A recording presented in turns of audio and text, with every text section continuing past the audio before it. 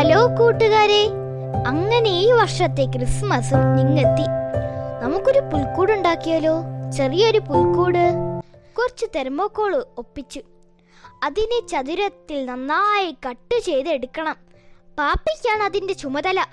പാപ്പി വളരെ പെർഫെക്റ്റ് ആയിട്ടാണ് അതൊക്കെ ചെയ്യുന്നത്. പിന്നെ അതാ കുറേ വരകളും കുറികളും. ഞാൻ ഇങ്ങനെ നോക്കിയിരിപ്പാണ്.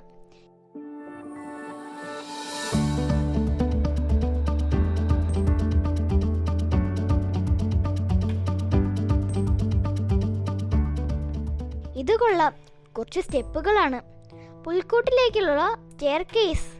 ഓരോ സ്റ്റെപ്പിനെയും ടൂത്ത് പിക്ക് ഉപയോഗിച്ച് കുത്തിയുറപ്പിച്ചു.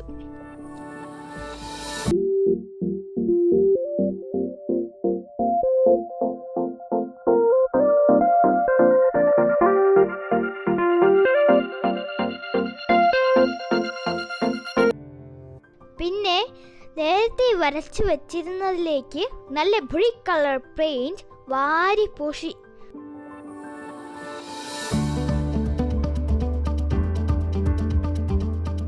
ആഹാ, അങ്ങനെ നമ്മുടെ ഭിത്തി റെഡി. സ്റ്റെയർകേസിനും കൊടുത്തു നല്ല ചിഞ്ചായം.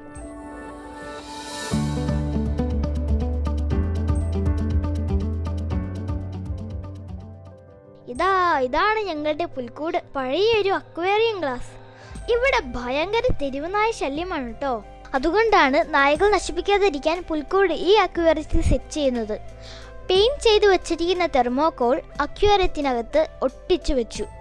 അങ്ങനെ ഭിത്തിയുമായി സ്റ്റെയർകേസുമായി. ദാ ഈ കഷ്ടപ്പെട്ട് കുഴിച്ചു മറിക്കുന്നതാണ് ഞാൻ. ഒരു ക്രിസ്മസ് ട്രീ ഒരുക്കണം. അതിനു വേണ്ടിയുള്ള പെടാപ്പാടാണ്. മൺവെട്ടി, ഉളി, ചുറ്റിക, ആയുധങ്ങളെല്ലാം ഉണ്ട്. ആഞ്ഞു കുഴിച്ചു, പിന്നെയും കുഴിച്ചു, പിന്നെയും കുഴിച്ചു. ഒരു വലിയ കുഴി റെഡി. അതിലേക്ക് അവിടെ കിടന്നൊരു തെങ്ങിൻ്റെ തടി എടുത്ത് പൊക്കി വെച്ചു. ആഹാ, ക്രിസ്മസ് ട്രീയുടെ ബേസ് റെഡി. ഇതുകൊണ്ട് എന്ത് ചെയ്യാനാ എന്നല്ലേ പറയാം. പിന്നെ ഒരു ഓട്ടമായിരുന്നു. അയൽവക്കത്തിൽ നിന്നെടുത്ത വിറകുകളെല്ലാം എടുത്ത് പണി ആരംഭിച്ചു.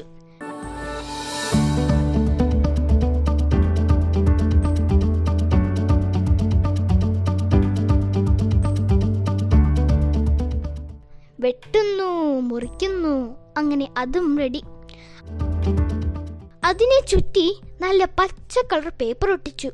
അതിനു മുകളിൽ നല്ല പച്ച ഡെക്കറേറ്റീവ് ഗാർലൻഡും ചുറ്റി. ഓഹ്, എന്ത് രസാ കാണാൻ. പാപ്പി ഉണ്ടാക്കിയതാ. എനിക്ക് ഒത്തിരി ഇഷ്ടമായി.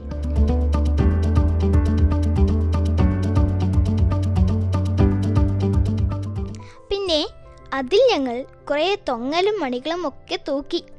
പിന്നെ എല്ലാം പെട്ടെന്നായിരുന്നു. ടേബിൾ വെച്ചു, ചുറ്റും കളർ പേപ്പർ ഒട്ടിച്ച് റെഡിയാക്കി. അതിനു മുകളിൽ നമ്മുടെ പുൽക്കൂട് എടുത്തു വെച്ചു. ഉള്ളിൽ ചെമ്മണ്ണു പാകി. മാതാവിനെ വെച്ചു, യോസാപിതാവിനെ വെച്ചു, രാജാക്കന്മാരെയും ആട്ടിടന്മാരെയും വെച്ചു. ഉണ്ണീശോയെ കിടത്താൻ ഇത്തിരി പുല്ലും വെച്ചു. ഒന്നുമല്ലേലും പുൽക്കൂട്ടിൽ തന്നെയല്ലേ ഉണ്ണി പറന്നേ. അങ്ങനെ ഉണ്ണീശോയെയും കിടത്തി. ബാക്ക്ഗ്രൗണ്ടിൽ ചെറിയൊരു ആകാശം സെറ്റ് ചെയ്ത് മാലാഖയെയും വെച്ചു. പാപ്പി അവിടെ ഒരു നക്ഷത്രവും തൂക്കി.